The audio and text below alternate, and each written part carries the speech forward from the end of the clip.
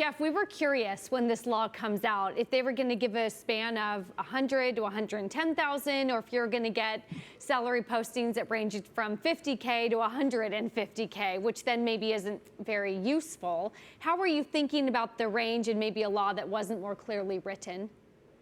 Well, I think part of the problem is companies have sort of an internal way that they present these pays. And we're kind of seeing that where maybe the best strategy would have been to give us a little less of their range, something that's a little more actionable. And that's the biggest problem is they probably really do use a range this wide when they set pay. The problem is for you or I, it's kind of useless to have a $100,000 gap. If the bottom is half the top, you really don't know where to go with it. You go to the top, Jeff, if that's what we need to tell.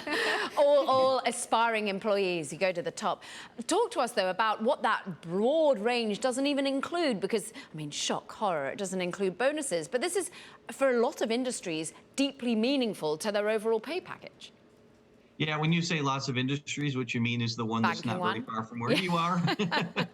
Because overall, I mean, bonus is only about 3% of compensation for the rest of us, but it is really important in New York City. And this originally was meant to be in some of the laws, and it's not. And I'll let you decide why that would be. But it has not made its way into a law yet so far. There's been attempts, but so far no one's been able to get bonus as part of the compensation, other than Colorado says you have to kind of infer it. But you don't have to say, here's what it'll be. So, yeah, there's been resistance to the idea of putting the full pay out there because it is kind of like the secret sauce for some of the higher paying jobs.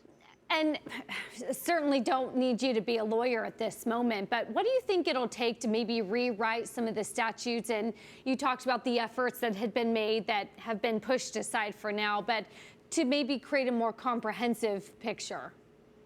I think you're probably going to see it stay kind of the way it is, and people will just kind of figure out how to work with it. We talked to some consultants who say, hey, just split it in half, look at whatever number that is, look at Glassdoor and figure out how that tracks.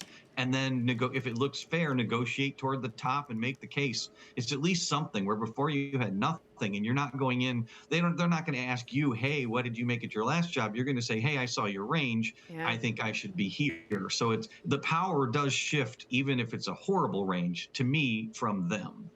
Jeff, you've been writing so brilliantly across our platforms on all things equality, and ultimately, this is meant to push us there, does it? In the way that it's currently scoped, do you think that this does help those who, prior to this, have had less ability to get to the sort of pay that they deserve because of the way they look, the gender, the color they are? Yeah, sadly, this does help. I mean, even as horrible, inaccurate it may seem, this really is better than what we've ever had before, because there's always been this concern that women and people of color are afraid to negotiate the same way that white men do. And so coming into a negotiation may be worried that, hey, if I ask too many questions, I'm not going to get considered. This takes away one of those obstacles really quickly. You already know going in, here's kind of the min-max. If I don't get, where I get offered says something, and I can ask questions about that.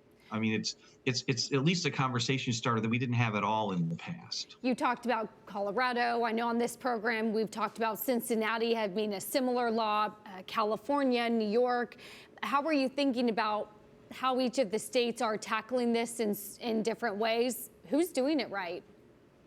Well, I think California is interesting, and that's kind of what you're seeing is one state like Colorado did what they did, and then California and Washington said, oh, yeah, that's better. So they changed their laws so that you have to proactively report it. But in other states like Connecticut, I have to ask to see it, which is kind of the same old impediment. But now what California did when they passed their laws, they also made it so I, as an employee in California, can go to my boss and say, hey, I want to know what the pay range is for my job, even if it's not posted.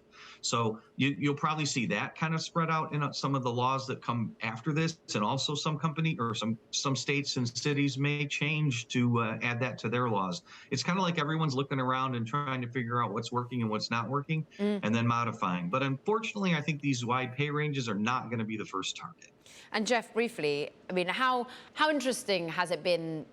We all knew this was coming, and yet everyone seems to have been sort of wrong-footed by it in some way. Do you think HR functions, people, officers are getting their head around it quicker? I mean, from what I hear, they're absolutely terrified to find out what's going to happen next, because the last thing they've never really had to deal with the idea that I know, or what you could be paid if you went somewhere else, or if you applied for a job at your own company. This is information that used to be closely held and private, and it's not anymore. And no one's really sure what's going to happen. Is it almost certainly the agreement is it's going to create higher wages, at least short term. But the long term implications just aren't clear yet. Yeah. But all the stuff I see, HR is a little scared.